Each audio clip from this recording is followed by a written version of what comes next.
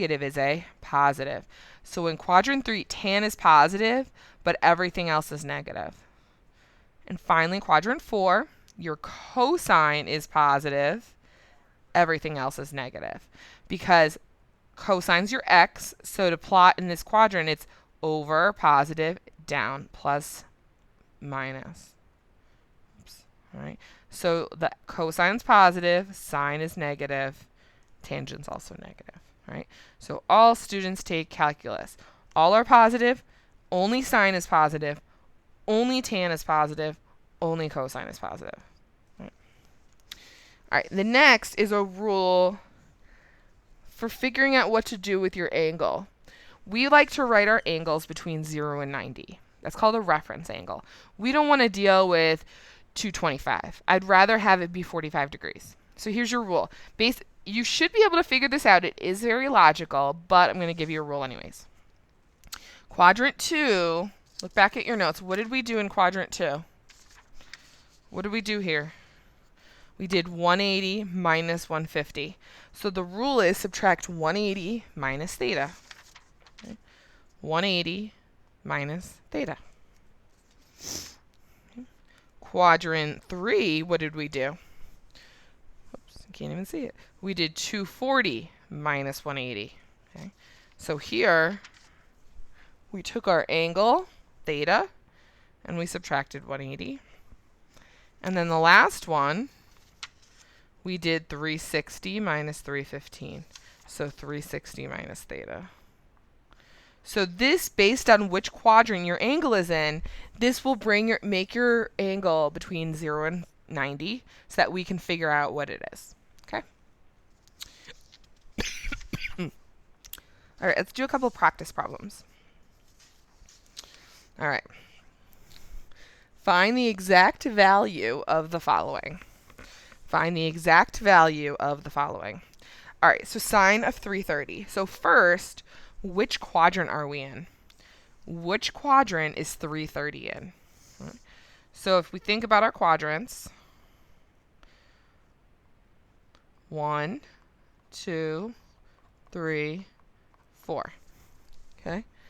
This is 0 degrees, 90, 180, and 270. So which quadrant is 330 in? That's quadrant 4. What was our rule for quadrant 4? 360. So what we're going to do is do 360 minus 330. What do we get? 30 degrees. So we're going to find sine of 30. What's sine of 30? That's a half. And then last, okay, is sine positive or negative in quadrant 4? Well, sine is your y value, right?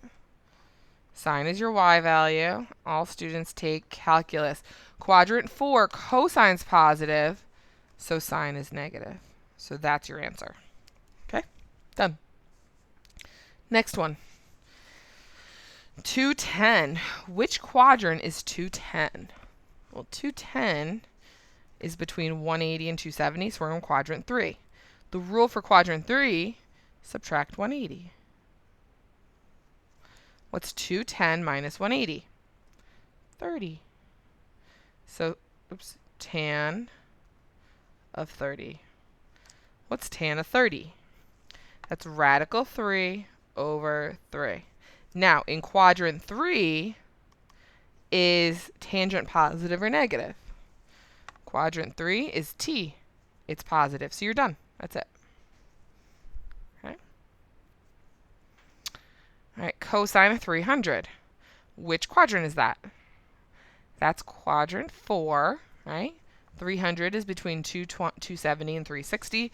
So we do 360 minus 300, which is 60.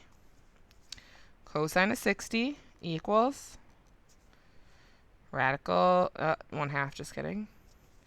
We're in quadrant 4. Is cosine positive or negative in quadrant 4? It's a C, so it's positive.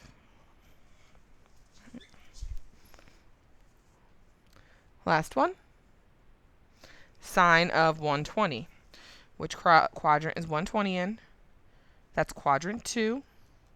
In quadrant 2, we do 180 minus our angle, which is 60.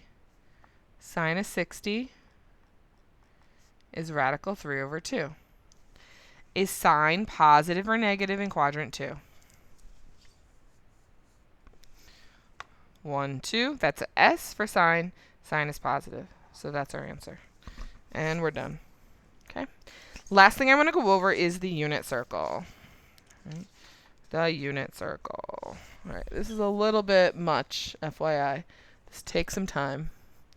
Sorry. This is a long lesson, I know. Zoom in. I'm going to try to zoom in a little more. All right. So, because this is the unit circle, right? This is the origin. This is your 0, 0.